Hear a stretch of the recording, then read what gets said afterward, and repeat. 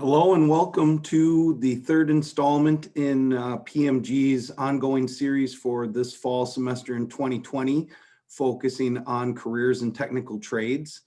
This third episode will focus on how to get a career in the technical trades. In our first two installments, we talked about why young people or perhaps older folks considering a change in career should consider pursuing a career in manufacturing. Then we focused on how you go about preparing to pursue that career in manufacturing.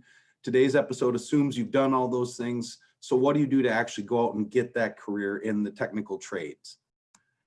Today's episode is brought to you by PMG, and I am your host, Josh Erickson, the Market Innovation Development Associate with PMG.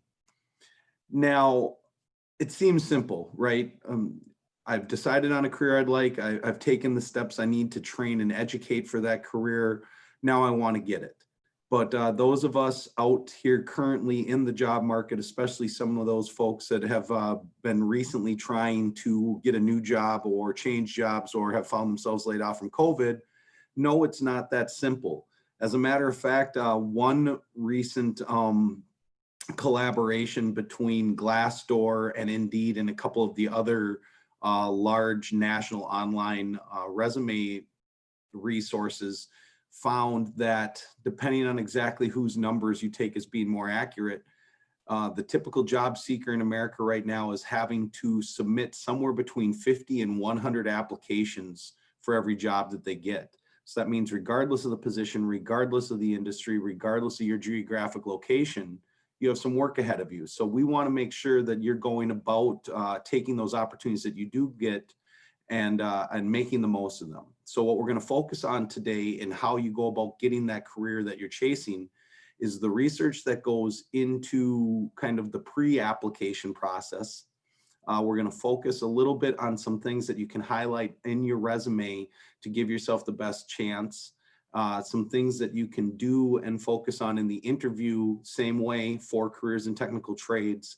But then we're going to really emphasize practice too, because what we've seen here at PMG is there's an awful lot of skilled and experienced folks that don't necessarily put the same amount of work into showing that skill and experience as they have into the actual work that they do.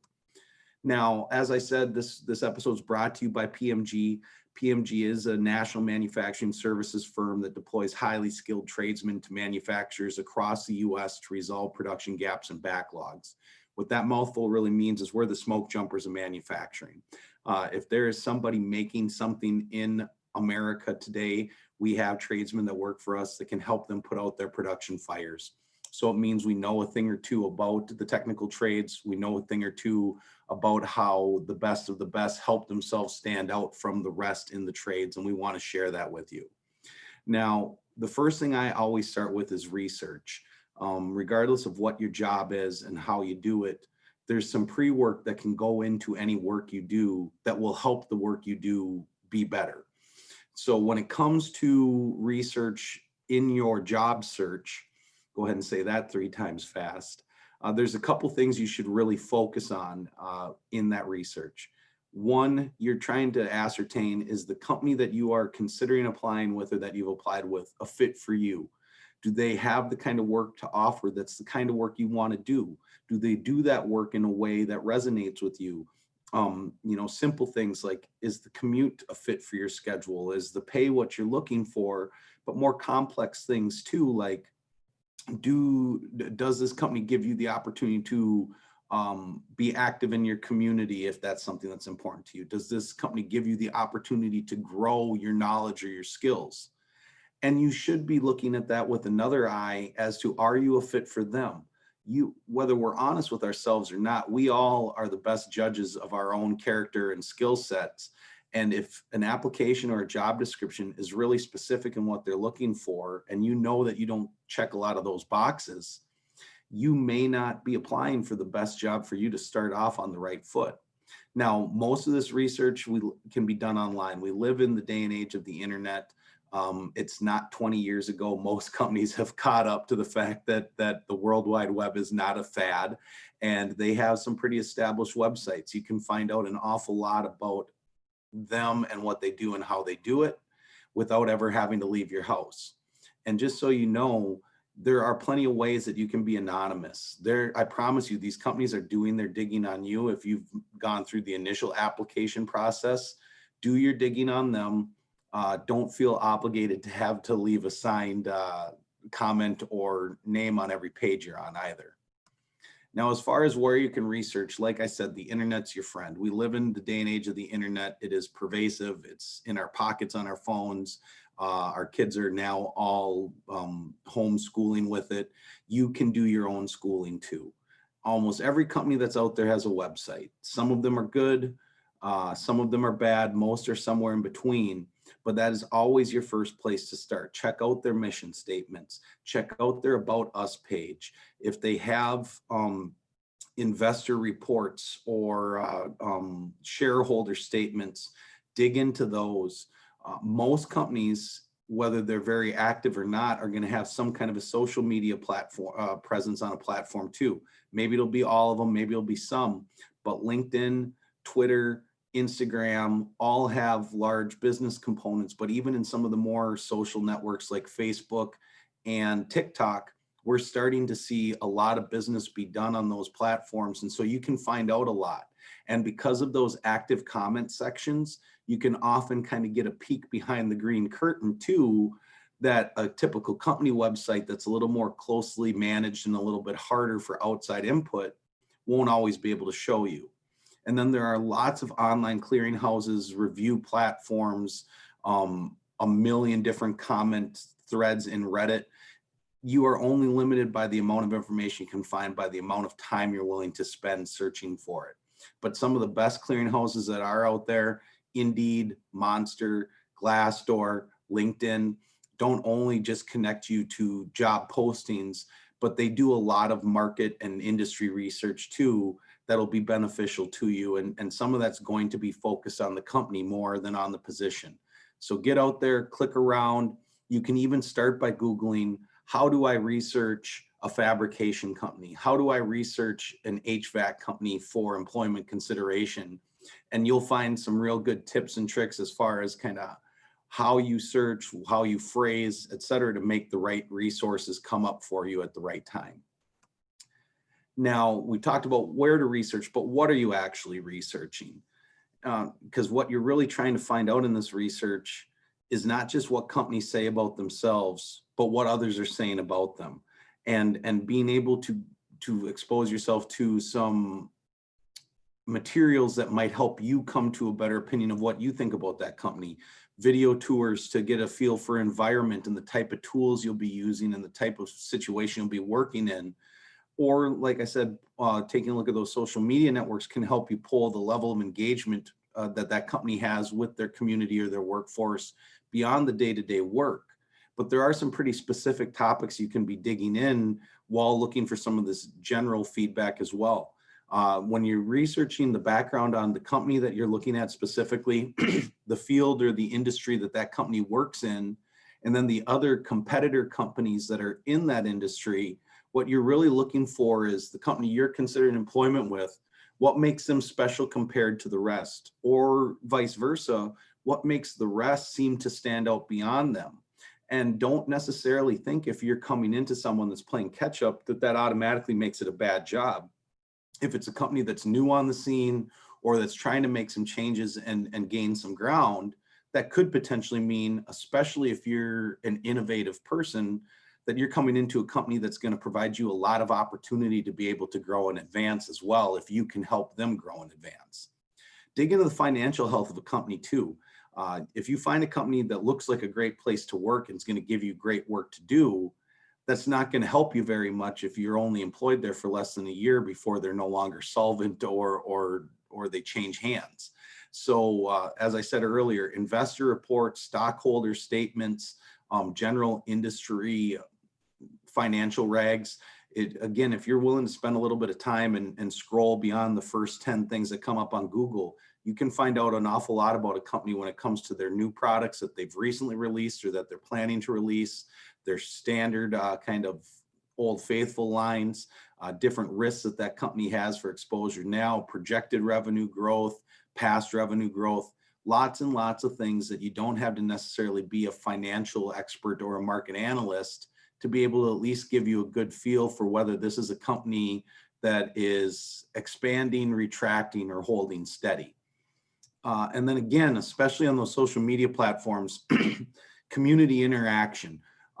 This is important for a couple of reasons. One, some of the younger generations that are in the workforce and entering the workforce, we hear over and over again from polls that one of the big things that moves their needle as far as interest in working is how much engagement that company gives them an opportunity to have with their life outside of work and their community outside of work. So companies are getting better about showing those things. But even if that's not important to you as far as how you spend your time, what you're going to start finding is that certain companies that are more active and engaged with their public and their local area are going to be companies that are often financially stronger because they're supported by that larger local economy. So being able to get a feel on whether a company's making efforts in that direction or not can, again, not only give you an idea of how quote unquote good it will feel working for those companies, but also how innovative they are in making sure they're continuing to grow their day-to-day business.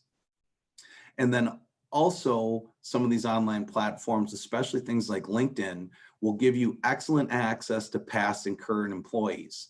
And just because you're trying to get an interview with this company where one of their hiring people is going to ask you questions, doesn't mean that there aren't some questions that you can ask yourself. I have people reach out to me all the time here from finding me on LinkedIn that are considering working with a PMG because we have a pretty sterling reputation in the field. They want to hear it, straight from the horse's mouth as to whether that's true or not. And so you don't have to be afraid to reach out for that firsthand info either. There's nothing wrong or unprofessional about it as long as you're phrasing your ask correctly. So if you find somebody that's in the same position as you or that worked in that position earlier, feel free to shoot them a message on LinkedIn or shoot them a message on Facebook saying, hey, this is who I am. This is what I do. I'm considering this position with company X. I'm wondering if you could tell me a little bit about your experience working there. It'd be really important for me to hear it from someone that's actually employed there or been employed. And again, that's not going to be a bad thing. If anything, when I hear from someone that's digging into a position we have here at PMG, I'm impressed that they're taking those extra steps to really do their due diligence the same way I have been. Most companies are going to be the same. If for any reason they're not, it probably means they have something to hide, and that should tell you something as well. Now, the next thing I'd like to focus on is the resume. For those of you that are unaware, in today's hiring culture, especially because of how online it was already before COVID and how much more that's moved online now past COVID or post-COVID, your resume matters more than ever because especially in the technical trades, before we get to see you, before we get to see your skill, whether it's welding or machining or troubleshooting as a maintenance technician, we see your resume. So making sure that that's putting your best foot forward is your job number one as an applicant. And to be succinct about it, your resume doesn't have to be everything. What it really is going to include is going to be info, objectives, experience, and credentials. And to break that down, when I'm talking about info, what I'm really talking about is personal info and contact info. You don't have to put your social security number right in your resume. You don't have to put your home address right in your resume. These will be distributed pretty widely. It helps to not have that out there, but having a good contact number never hurts.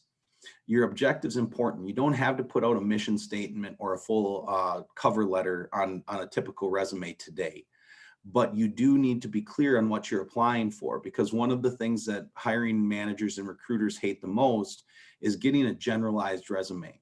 Now, you shouldn't change your experience or be misleading or untruthful in anything, but being able to tailor that resume for the position and company you're applying for always adds a special touch. So your objective statement in the resume is going to be the perfect place to be able to do that fine tuning without changing the rest of your information. The majority of the information in your resume should focus on your experience and your credentials. When you're talking about experience in the world of people that conduct hiring interviews, we're talking about experience at work. It doesn't all have to be relevant to the position you're applying for, but of course, being able to highlight that most relevant experience always helps. Whereas credentials is anything else that may carry weight for consideration for that position, but it's not actual work in that role or environment. So things like previous education, current certification or licensing, and any relevant, this is important, underline relevant extracurriculars or activities and interests. So if you're applying for a job as a welder, including a tidbit that you're part of the community theater, while interesting isn't relevant to your job search. It's not going to help you stand out in a way that gets you hired. But saying that you are part of a local creators group or have a membership at a community workshop or something like that, highlighting leadership experience you've had in personal groups or in nonprofits will also always help you. Example, say you're applying for a shift lead. So when it comes to making that resume, a couple of tips, and it's really important, first of all, to just focus on the content, the layout, the template of that document, because a recent LinkedIn survey actually found that out of thousands and thousands of HR managers and hiring professionals that were surveyed, a full quarter of them, 25%, said that they spend less than 30 seconds reviewing a resume before deciding on whether to read it further or discarding it. And in that 30 seconds, they're not reading much. So it really is that layout, that template, making sure that if you're applying for a welding position, if you're applying for a laborer position, if you're applying for a framer position, you have a resume that looks like what a professional in that position would generally be submitting. But assuming that you've done that layout, a couple things about the actual information you include in that. Be specific. I always use this example in saying if it walks like a duck and quacks like a duck, it must be a duck. The same thing can be said for tradesmen. There's certain ways that people in different trades phrase things, spell things, conjugate things, that when you see it, you know whether this is someone that's really experienced or not. So getting out there and actually looking at some examples of existing tradesmen in those trades, especially if you know them personally and you know they're legitimate, can be a great first step just to kind of know how to phrase things, what shorthand or acronym versus spelled out. And using that relevant jargon, lingo, technical terms doesn't just make you appear to be what you are, but it's also going to make sure you come up in internet searches. Because if nobody's told you yet, everybody that hires a position uses a resume reader. By definition, if they're going to monster.com or Career Builder or Indeed, they're using a resume reader. They're putting in certain keywords and they're getting back resumes that include those keywords. So making sure that you have those technical terms that are most often searched for will make you come up more often. Best example I can have for this is welding. I see welders all the time that will put down experienced with all exotic materials and certified in all positions. But if I'm looking for somebody that has experience MIG welding, Monel and Inconel to NAS 410 standards in the 1G and 3G positions, what I didn't put into my search terms is all exotic materials in all positions. So making sure you're calling out specific experience and training and skills specifically is going to help you a lot. And then do double check everything. I hear from people in the trades pretty much daily, Josh, what does my writing matter? What does my spelling matter when you're hiring me to weld, you're hiring me to machine, you're hiring me to frame? And the fact of the matter is you're never going to get paid for your writing. But as I said, before we see you or your technical trade or your technical skills, we see your resume. And even if we're not hiring you as a tradesman for your writing, what are you getting hired for? For your thoroughness, for your attention to detail, for your willingness to take the extra step and get things right rather than cut corners and get them wrong. So making sure that your writing and your grammar and your punctuation is on point allows you to show some of those character traits like thoroughness before you ever get to show your technical traits. So make sure you take it seriously, because again, going back to that 25% of HR managers will review in less than 30 seconds. If you get a resume for a position that requires a lot of attention to detail and it's half red underlines, and when you open in Microsoft Word, that doesn't look like a very detailed person, and you're probably not even going to spend your time reading the rest of the resume. Remember your header. This is especially important for people that are new to the industry or a position for their second job and beyond, because our biggest headache as job seekers is always that lack of experience getting our first job when we change industries or positions or when we first enter them. So when we have that experience and we're looking for job number 2, we spruce up that experience right away, but we forget that up in that contact info, maybe we realize that the gamer handle we used to use as an email address isn't quite as professional as it should be when a stranger's opening it and trying to respond to it to offer you a job. Maybe we forgot that we kind of got off of the home phone and went exclusively to a cell phone or whatever it may be. Whenever you open your resume, look in that header, update your contact info, hit save. It will pay off in the long run over the rest of your career. And then don't be afraid to omit the obvious. Lots of people focus on how important a one-page resume is. I can tell you honestly, it's not as big of a deal over whether a resume is 1 page or 2 pages, as long as those extra pages are filled with experience or credentials that matter. But when you're going to a 2 and 3 page resume and half of what you're showing is what makes you the same as everybody else, you're not just wasting my time, you're wasting your space. Your resume is supposed to what is supposed to make you stand out from everybody that is kind of like you, coming in with kind of the same skills and experience, applying for the exact same position. Don't include things that make you like everyone else. The best example I can use for this are Microsoft Office suite programs, things like Word and Excel. I can't tell you the number of resumes I've seen over the years that say fluent in a full suite of Microsoft operating systems. While telling me that you are very comfortable and familiar with Microsoft Word or Microsoft Excel in 2020 is a lot like telling me that you knew how to operate a rotary dial telephone in 1980. It's what most people can do. So include those things that set you apart from the rest of the competition.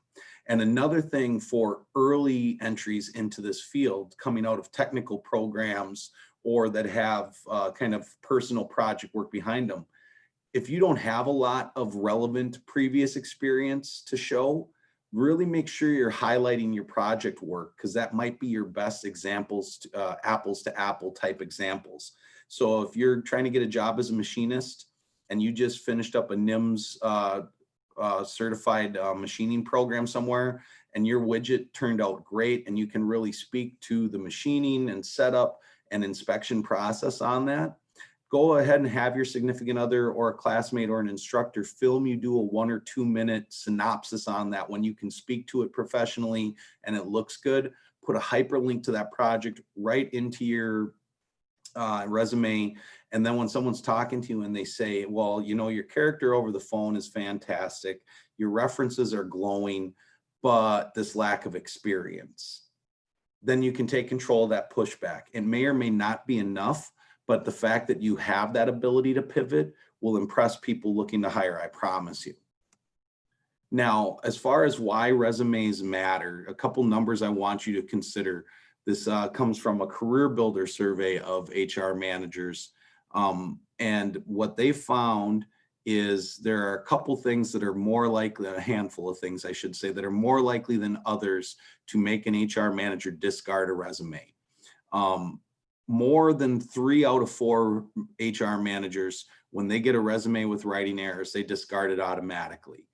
When they catch an obvious lie, they discard it automatically. So right there, that should be telling you it is in your best interest to be truthful and to be thorough with your resumes. So get them proofread, don't be disingenuous, and don't be dishonest.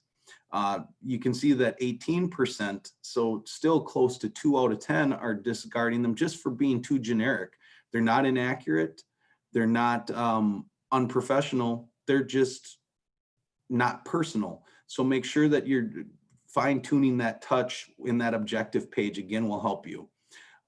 You see that 35%, so almost 4 in 10, are turned off by that email address. I cannot emphasize this enough. The easiest thing you can do to seem to be a professional is to have a professional email address, something that's not derogatory or explicit or vulgar or just silly is going to go a long way to giving you a leg up.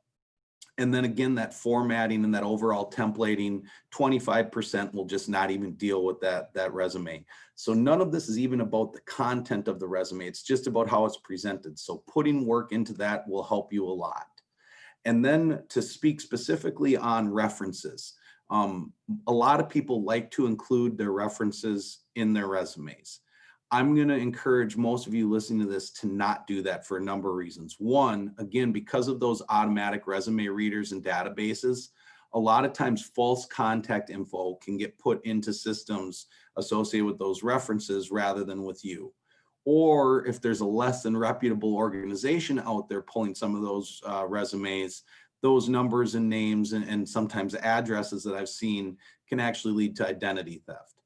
Secondly, you do not want a potential employer contacting your reference before you know it, because one, it's just impolite for you to not be able to give them a heads up they're going to be contacted. And two, then there can lead to some confusion that can allow some misrepresentation of you to happen as well. So when it comes to a professional reference, besides just knowing you don't have to include those references in your resume, you can wait until they're requested. But a couple of other things to remember.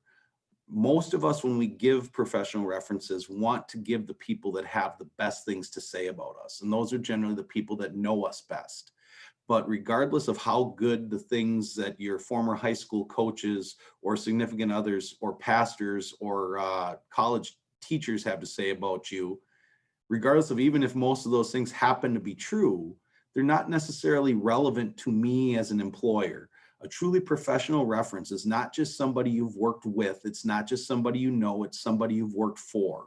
Owners of companies, supervisors, shift leads, trainers, managers, people that can't just speak to us about your technical skills, how good your bead versus weave pattern is as a welder, how strong you are on work fixtures versus tooling as a machinist, how diligently you and quickly you work as a framer. But they can speak about your soft skills too. Do you show up early? Do you stay late? If you have somebody on your shift that's not quite on your level technically, do you bring their skills up a bit or do you hold them down? These people make great references. And many of you listening to this right now are saying, I'm listening to this series because I'm considering getting into the trades. I'm not in there yet. So how do I have a professional reference for the trades? And obviously, if you're in a technical program or if before you apply, you come out of a technical program, an instructor or two from those programs would be a great reference to speak to your technical skills.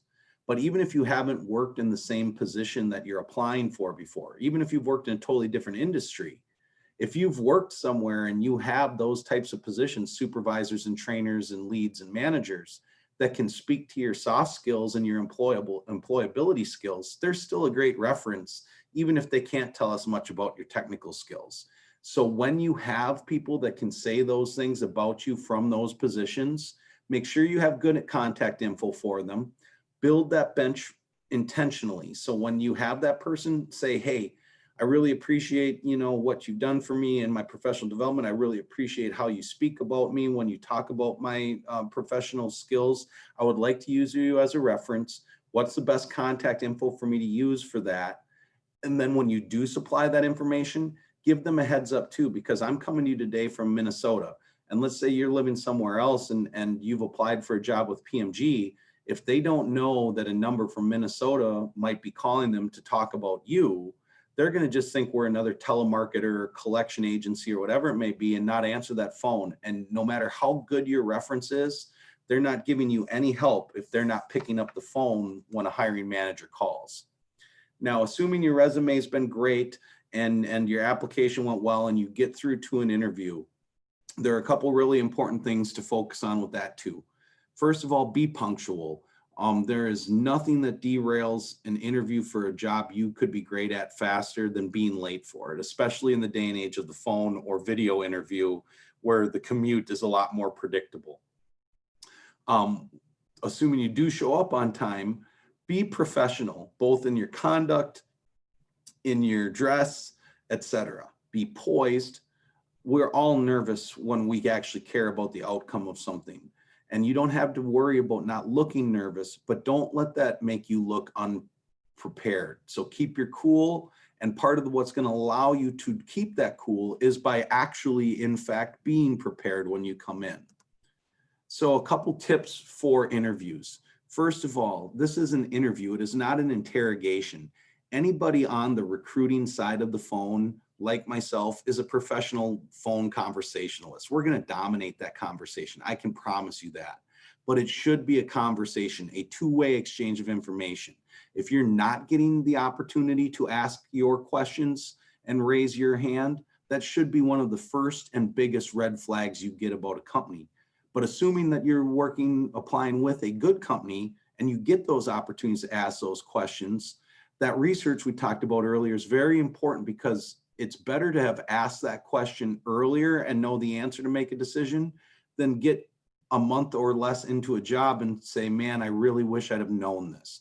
Asking is always better than assuming, and there is truly no such thing as a bad question other than the question you do not ask. In that interview and on your resume, be honest and transparent. First of all, most recruiters out there, especially with the internet as a resource now, seem to be at least part bloodhound. They can sniff out anything that is less than totally honest, often before they even talk to you. But even if you're not being dishonest, if there's something you're trying to hide or gloss over, I promise you that's going to come out at some point in the interview process or after. So if you can't change it, own it, embrace it, make it shine in the best light on you possible. And I promise you, it'll get you where you need to be. Dress for success, especially most of us in the trades. We're going to be expecting to be dirty by the end of most work days. But that doesn't mean that you need to show up for the job looking like you just walked out of the shop. Now, if you're applying to be a welder or a maintenance technician, I promise you there's no reason that you have to show up for that interview in a suit, whether it's in person or online.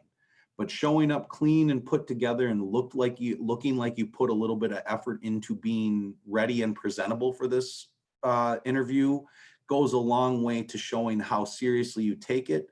And then we can assume you will take the work that might be offered you just as seriously. And then when we're in the middle of that interview, especially for those of you that tend to skew a little more to the introverted side of things or the more anxious types, take a breath. Literally take a physical breath, and that will give you time.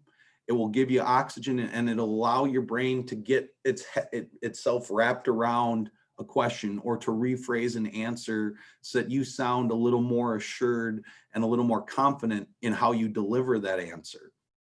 And again, taking control of some of that anxiety is going to come from the amount of preparation you've done beforehand too. So that breath will just let your preparation catch up to where your mental or emotional state is at in that interview.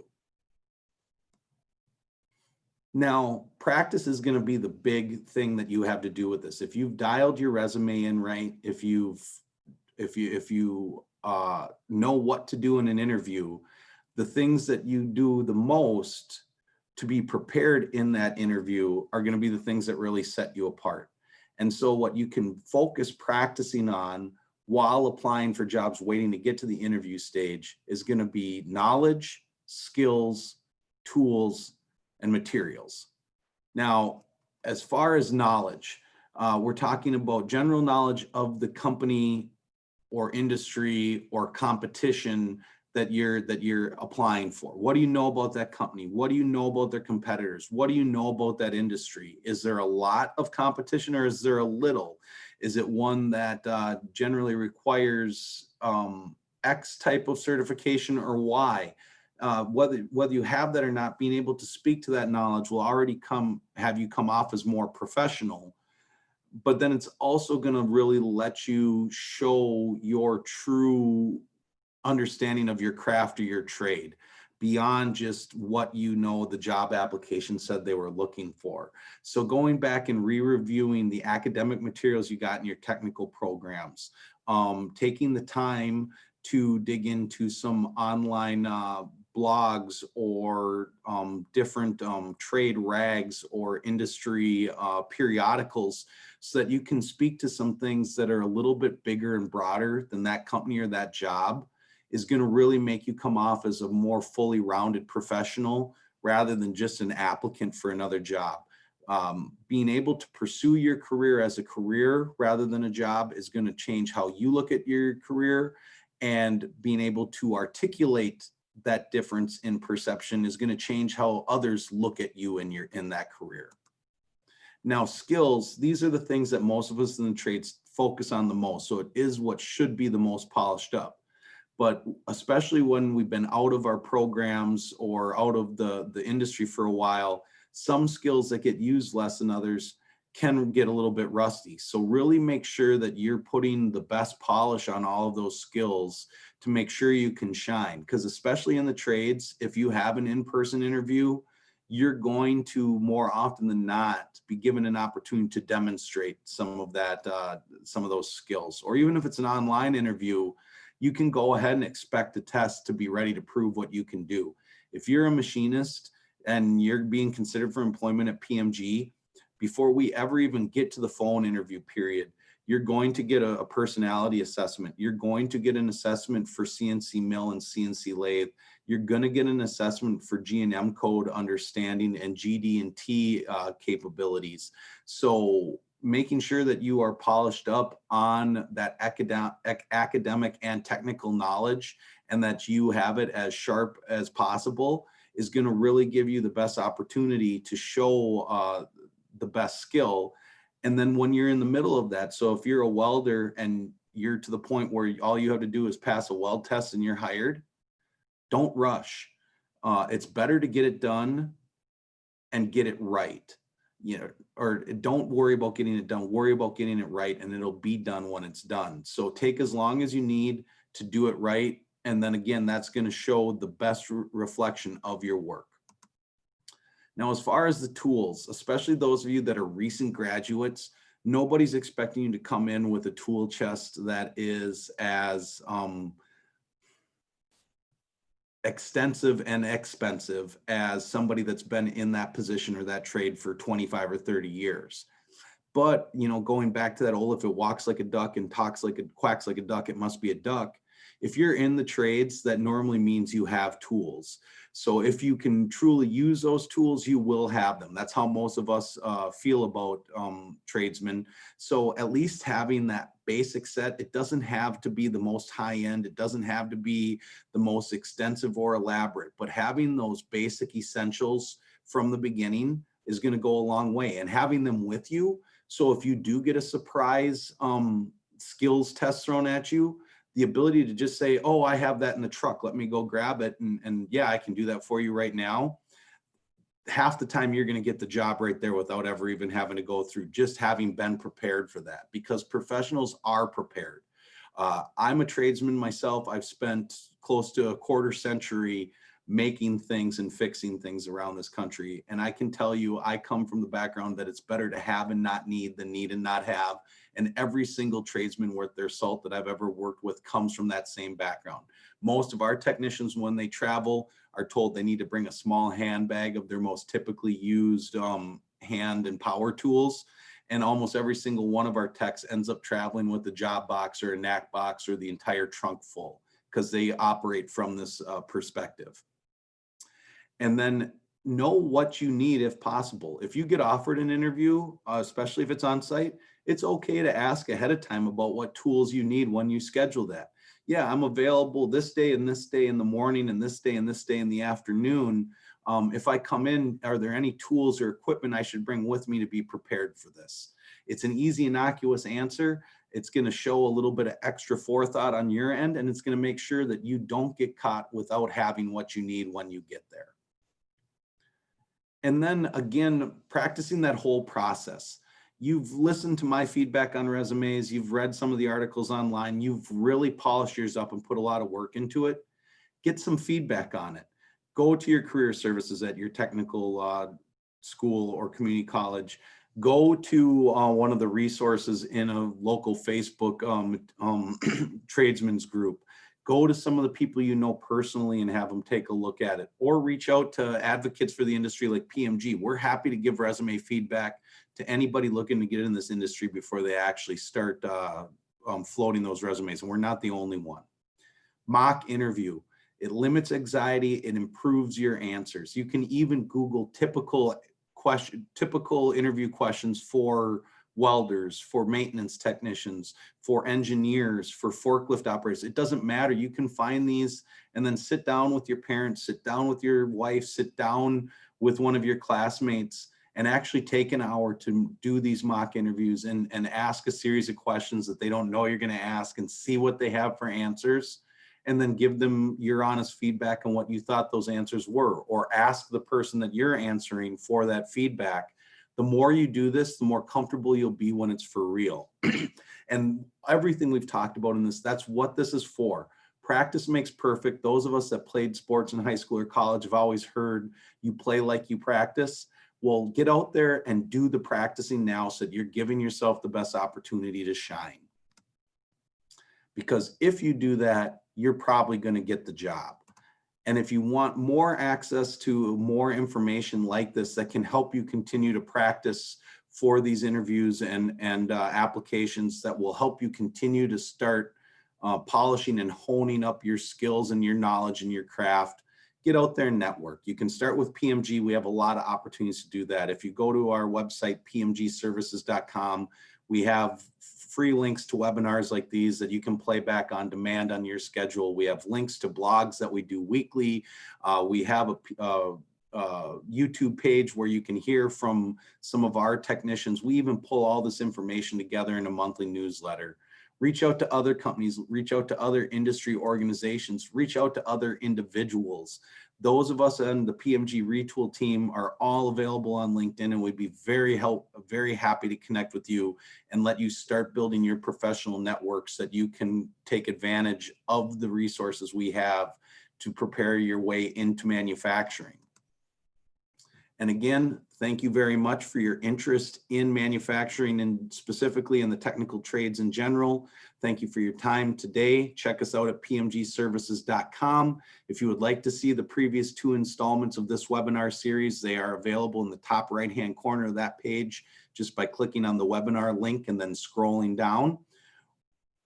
And again, we will be back next month at about this point in the day to roll out our 4th and final episode in this webinar series. If you want to make sure you do not miss that, keep an eye on your inbox and your email. You should be getting an email on that in the next couple days to pre-register.